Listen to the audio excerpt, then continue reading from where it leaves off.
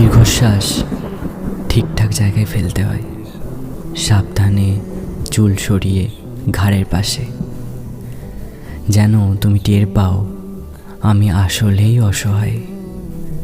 তারপর যদি বুকে টেনে নাও, আমি কিছুক্ষণ স্তম্ভিত হয়ে থাকব, যেভাবে থাকে ঝড়ের আগের রাত। তুমি শেখাবে সাঁতারের কয়েকটা প্রাচীন কৌশল, তুমি বোঝাবে পৃথিবীর সমস্ত অনিয়ম আসলে সামাজিক কুসংস্কার, তুমি দেখাবে অদ্ভুত বায়োস্কোপ, তোমার নাভিকূপ অজানা কোনো ভৌতিক সিনেমা হল।